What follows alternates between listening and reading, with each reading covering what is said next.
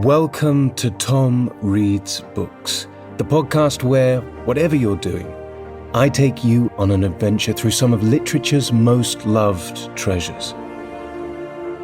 If you do enjoy the podcast, make sure to subscribe so that you never miss an episode, and also check out the Patreon at patreon.com/TomReadsBooks, where I release 2 exclusive episodes every week of a completely different book, full audiobook versions of all books read, and you can help choose future books for me to read. Now, though, I'd like to invite you to settle in, relax, and let me tell you a story.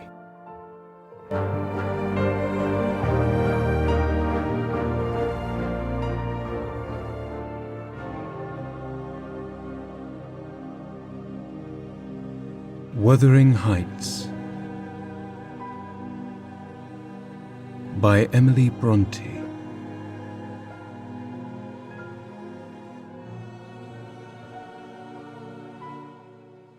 Chapter 6. Mr. Hindley came home to the funeral, and, a thing that amazed us and set the neighbours gossiping right and left, he brought a wife with him. What she was and where she was born, he never informed us. Probably she had neither money nor name to recommend her, or he would scarcely have kept the union from his father. She was not one that would have disturbed the house much on her own account. Every object she saw the moment she crossed the threshold appeared to delight her, and every circumstance that took place about her, except the preparing for burial and the presence of the mourners. I thought she was half silly from her behaviour while that went on.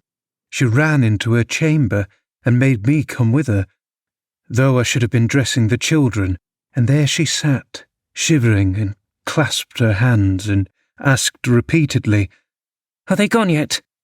Then she began describing with hysterical emotion the effect it produced on her to see black, and started and trembled, and at last fell a-weeping, and when I asked her what was the matter, answered she didn't know, but she felt so afraid of dying.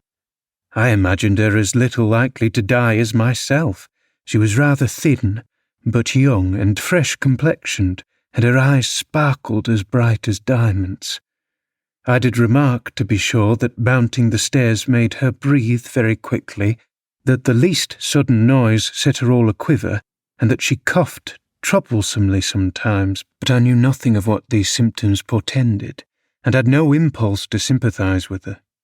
We don't in general take to foreigners here, Mr. Lockwood, unless they take to us first. Young Earnshaw was altered considerably in the 3 years of his absence. He had grown sparer and lost his colour and spoke and dressed quite differently, and on the very day of his return he told Joseph and me we must thenceforth quarter ourselves in the back kitchen and leave the house for him. Indeed, he would have carpeted and papered a small spare room for a parlour, but his wife expressed such pleasure at the white floor and huge glowing fireplace, at the pewter dishes and delf case and dog kennel and the wide space there was to move about in, where they usually sat, that he thought it unnecessary to her comfort, and so dropped the intention. She expressed pleasure, too, at finding a sister among her new acquaintance, and she prattled to Catherine and kissed her and ran about with her and gave her quantities of presents at the beginning. Her affection tired very soon, however, and when she grew peevish, Hindley became tyrannical. A few words from her, evincing a dislike to Heathcliff, were enough to rouse him in all his old hatred of the boy. He drove him from their company to the servants, deprived him of the instructions of the curate, and insisted that he should labour out of doors instead, compelling him to do so as hard as any other lad on the farm. He bore his degradation pretty well at first, because Cathy taught him what she learnt, and worked or played with him in the fields. They both promised fair to grow up as rude as savages, the young master being entirely negligent how they behaved and what they did, so they kept clear of him. He would not even have seen after their going to church on Sundays. Only Joseph and the curate reprimanded his carelessness when they absented themselves, and that reminded him to order Heathcliff a flogging and Catherine a fast from dinner or supper. But it was one of their chief amusements to run away to the moors in the morning and remain there all day, and the after-punishment grew a mere thing to laugh at. The curate might set as many chapters as he pleased for Catherine to get by heart, and Joseph might thrash Heathcliff till his arm ached. They forgot everything the minute they were together again.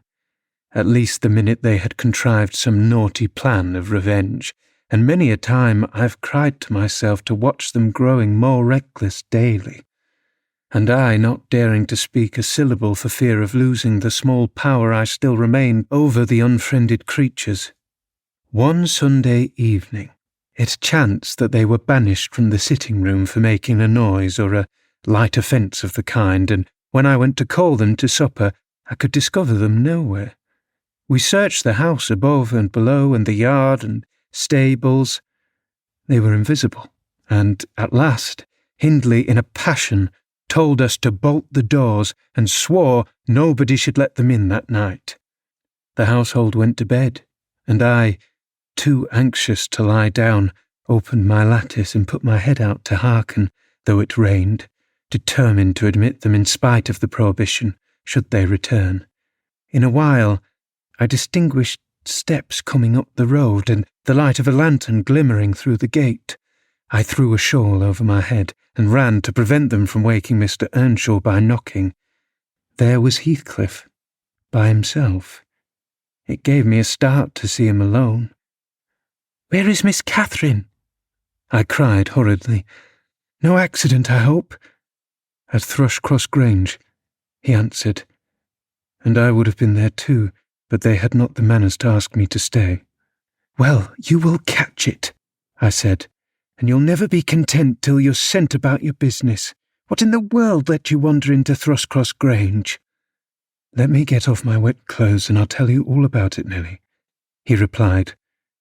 I bid him beware of rousing the master, and while he undressed and I waited to put out the candle, he continued. "Cathy and I escaped from the wash-house to have a ramble at Liberty, and getting a glimpse of the Grange lights, we thought we would just go and see whether the Lintons passed their evenings standing shivering in corners, while their fathers and mothers sat eating and drinking and singing and laughing and burning their eyes out before the fire. Do you think they do? Or reading sermons and being catechised by their manservant and set to learn a column of scripture names if they don't answer properly?" "Probably not," I responded. "They are good children, no doubt, and don't deserve the treatment you receive for your bad conduct." You can't, Nelly," he said. "Nonsense. We ran from the top of the heights to the park without stopping. Catherine completely beaten in the race because she was barefoot. You'll have to seek for her shoes in the bog tomorrow. We crept through a broken hedge, groped our way up the path, and planted ourselves on a flower pot under the drawing-room window. The light came from thence. They had not put up the shutters, and the curtains were only half closed. Both of us were able to look in by standing on the basement and clinging to the ledge, and we saw— it was beautiful. A splendid place carpeted with crimson and crimson-covered chairs and tables, and a pure white ceiling bordered by gold, a shower of glass drops hanging in silver chains from the centre, and shimmering with little soft tapers. Old Mr. and Mrs. Linton were not there. Edgar and his sister had it entirely to themselves. Shouldn't they have been happy? We should have thought ourselves in heaven. And now, guess what your good children were doing. Isabella, I believe she is 11, a year younger than Cathy, lay screaming at the farther end of the room, shrieking as if witches were running red-hot needles into her. Edgar stood on the hearth weeping silently, and in the middle of the table sat a little dog, shaking its paw and yelping, which, from their mutual accusations, we understood they had nearly pulled in two between them. The idiots! That was their pleasure, to quarrel who should hold a heap of warm hair, and each began to cry because both, after struggling to get it, refused to take it. We laughed outright at the petted things. We did despise them. When could you catch me wishing to have what Catherine wanted? or find us by ourselves seeking entertainment in yelling and sobbing and rolling on the ground, divided by the whole room. I had not exchanged for 1,000 lives my condition here for Edgar Linton's at Thrushcross Grange, not if I might have the privilege of flinging Joseph off the highest gable and painting the house front with Hindley's blood. "Hush, hush!" I interrupted. "Still, you have not told me, Heathcliff, how Catherine is left behind." "I told you, we laughed," he answered. "The Lintons heard us, and with one accord they shot like arrows to the door. There was silence, and then a cry, 'Oh, mamma, mamma! Oh, papa! Oh, mamma! Come here! Oh, papa! Oh!' They really did howl out something in that way. We made frightful noises to terrify them still more, and then we dropped off the ledge, because somebody was drawing the bars, and we felt we had better flee. I had Cathy by the hand and was urging her on, when all at once she fell down. 'Run, Heathcliff, run!'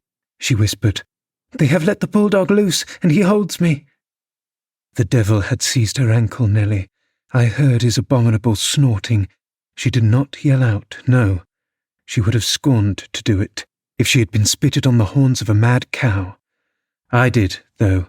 I vociferated curses enough to annihilate any fiend in Christendom, and I got a stone, and I thrust it between his jaws, and tried with all my might to cram it down his throat. A beast of a servant came up with a lantern, at last, shouting, 'Keep fast, Skulker, keep fast!' He changed his note, however, when he saw Skulker's game. The dog was throttled off, his huge purple tongue hanging half a foot out of his mouth, and his pendant lips streaming with bloody slaver. The man took Cathy up. She was sick, not from fear, I am certain, but from pain. He carried her in. I followed, grumbling execrations and vengeance. "What, pray, Robert?" hallooed Linton from the entrance. "Skulker has caught a little girl, sir," he replied. "And there is a lad here," he added, making a clutch at me, "who looks an out-and-outer, very like. The robbers were for putting them through the window, to open the doors to the gang after all were asleep, that they might murder us at their ease. Hold your tongue, you foul-mouthed thief, you! You shall go to the gallows for this. Mr. Linton, sir, don't lay by your gun." "No, no, Robert," said the old fool. "The rascals knew that yesterday was my rent day. They thought to have me cleverly. Come in, I'll furnish them a reception. There, John, fasten the chain. Give Skulker some water, Jenny. To beard a magistrate in his stronghold, and on the Sabbath too! Where will their insolence stop? Oh, my dear Mary, look here. Don't be afraid.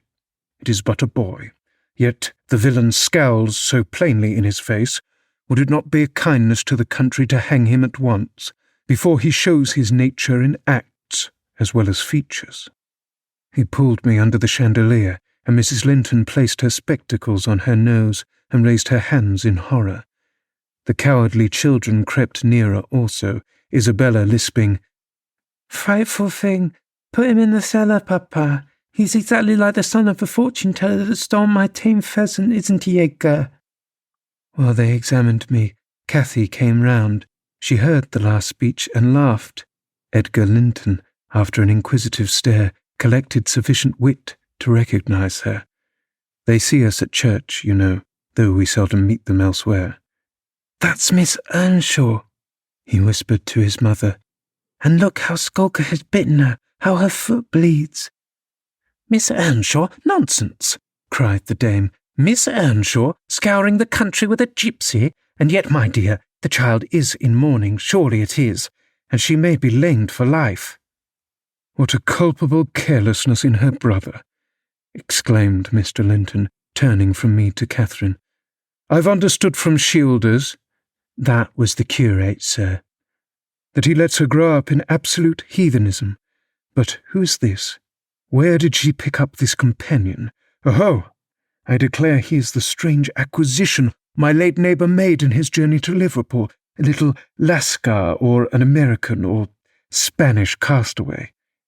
"A wicked boy, at all events," remarked the lady. and quite unfit for a decent house. Did you hear his language, Linton? I'm shocked that my children have heard it." I recommenced cursing.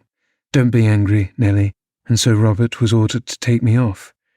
I refused to go without Cathy. He dragged me into the garden, pushed the lantern into my hand, assured me that Mr. Earnshaw should be informed of my behaviour, and bidding me march directly, secured the door again. The curtains were still looped up at one corner, and I resumed my station as spy, because, if Catherine had wished to return, I intended shattering their great glass panes to 1,000,000 fragments, unless they let her out. She sat on the sofa quietly. Mrs. Linton took off the grey cloak of the dairymaid which we had borrowed for our excursion, shaking her head and expostulating with her, I suppose. She was a young lady, and they made a distinction between her treatment and mine.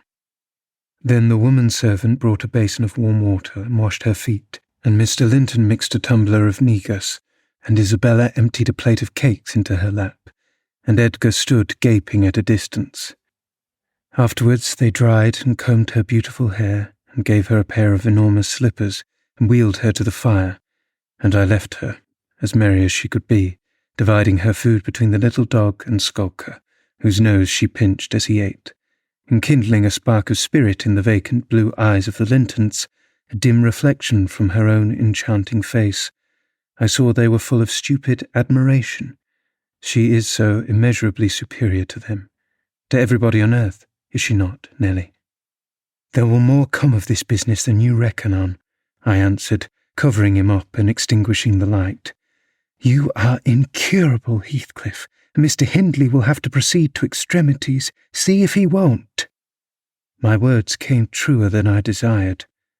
The luckless adventure made Earnshaw furious, and then Mr. Linton, to mend matters, paid us a visit himself on the morrow, and read the young master such a lecture on the road he guided his family that he was stirred to look about him in earnest. Heathcliff received no flogging, but he was told that the first word he spoke to Miss Catherine should ensure his dismissal, and Mrs. Earnshaw undertook to keep her sister-in-law in due restraint when she returned home, employing art, not force. With force she would have found it impossible.